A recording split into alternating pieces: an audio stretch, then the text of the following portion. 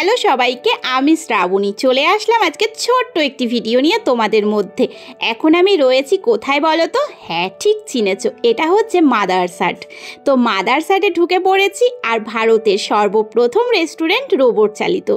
তো আমরা এখানে আসবার আগে গিয়েছিলাম কৃষ্ণনগর আমাদের একটা বিশেষ দরকারে। কাজ মিটিয়ে এই পথেই ফিরছিলাম, পেটের ভেতর ছুঁচো যেন ডন মারছিল, তাই ঢুকে পড়লাম মাদারসাটে পেট পুজো সারতে আর কি।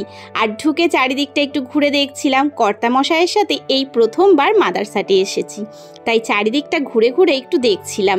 আর কত কানের দুল, কত কত কিছু রয়েছে এখানে, ব্যাগ আরও অনেক কিছু, কিন্তু কিছুই কিনলাম না, শুধু চোখটাকে ঘুরিয়ে ঘুরিয়ে দেখলাম। ও হ্যাঁ, একটা ক্লিপ কিনেছিলাম, পরে কখনো দেখাবো।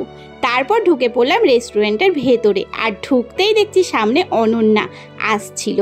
তো অনন্যা কি বলল সামনে দাঁড়াতেই তোমাদের পরে শোনাচ্ছি, আগে পেট পুজো সারবো।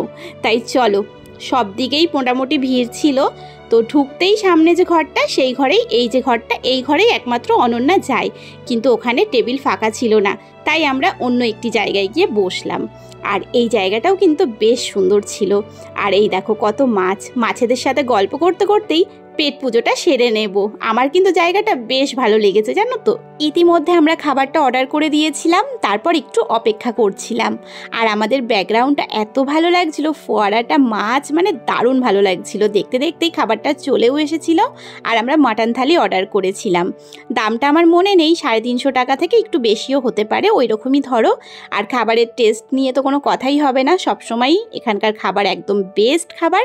তো আমরা খেতে ইতিমধ্যে শুরু করে দিলাম। চলো, আজকের ব্লগ ভিডিওটা এখানেই শেষ করছি। তোমাদের ভালো লাগলে অবশ্যই ছেড়ে যাওয়ার আগে একটি লাইক, আর সাথে থাকো, পাশে থাকো। জানি ব্লগ দিতে পারছি না বিশেষ একটা কারণে, পরে তোমাদের জানাবো। Tata. I will make way for you to pass. I am done waiting my robot buddy.